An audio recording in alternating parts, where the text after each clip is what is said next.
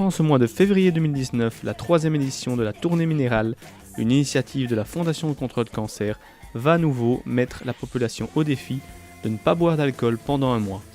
Cette année, les 3 fédérations Horeca de Belgique se sont jointes afin de mettre à disposition de leurs membres conseils et astuces et proposer des alternatives de qualité. Tournée Minérale, c'est une campagne de communication de la Fondation contre le cancer et l'objectif final, c'est vraiment de pouvoir faire réfléchir le public à sa consommation d'alcool.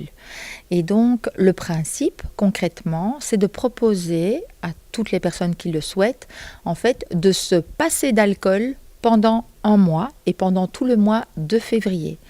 Alors on est à la 3e année consécutive d'organisation de cette campagne. Ça a rencontré un grand succès dans le public puisque l'année dernière, donc lors de la 2e année, on a plus ou moins déjà un Belge adulte sur 5 qui participe. Donc ça connaît vraiment un grand succès. Alors d'après notre enquête, soit les participants ne buvaient pas du tout d'alcool pendant ce mois-là, soit en tout cas ils avaient réduit leur consommation.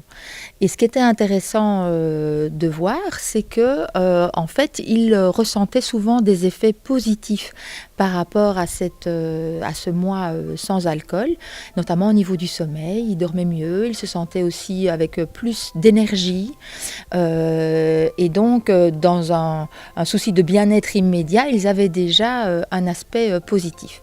Alors pourquoi est-ce que la Fondation fait ça ? Eh bien parce que l'alcool est malheureusement un facteur de risque assez important au niveau du cancer.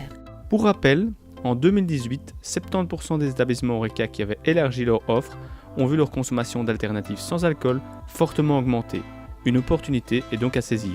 Cette nouvelle tendance d'un groupe toujours plus important de personnes qui consomment peu d'alcool est donc à prendre en compte. Une réalité que le groupe mondial AB InBev n'a pas oubliée, avec une large part de son catalogue consacré aux boissons non alcoolisées. Ce qui peut être une stratégie aussi en dehors de la tournée minérale, ça pourrait être de privilégier la qualité à la quantité, par exemple, je pense plus dans un cadre de restaurant, et puis dans un cadre plus festif de bar, etc. Et bien là, toutes les alternatives sans alcool peuvent être très très sympas à développer, que ce soit toutes les boissons sans alcool, les cocktails sans alcool, les jus de fruits, les jus de légumes, on peut être très très créatif en la matière. C'est très tendance aussi, puisqu'il y a toute la tendance aussi du naturel qui est là et sur lequel on peut surfer, et puis alors aussi surfer sur l'événementiel. Donc Tournée Minérale, c'est un événement, c'est un mois tout à fait particulier.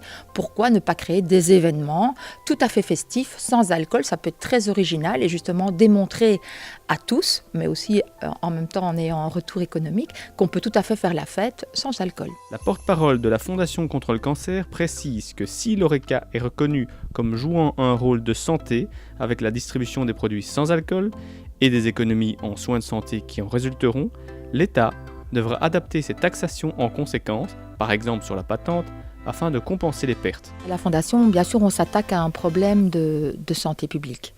Et donc, on souhaite vraiment que nos décideurs politiques s'emparent sérieusement de cette thématique en mettant toute une série de mesures en place pour diminuer la consommation, parce qu'on sait que le Belge est quand même un grand consommateur d'alcool avec tous les problèmes de santé que ça engendre.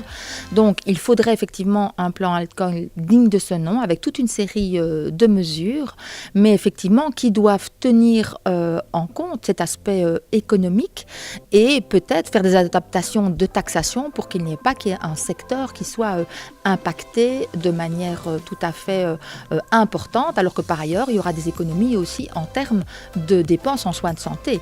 Donc il faudra à un moment donné aussi qu'il y ait peut-être un équilibrage. Maintenant, la ligne du temps n'est pas la même parce qu'entre une diminution d'alcool à un moment donné et les économies en soins de santé, il y a parfois un certain décalage, mais ça doit être intégré. Et donc nous, on pourrait être tout à fait en faveur de dire, voilà, on doit prendre en compte peut-être une révision de la taxation par rapport à un secteur.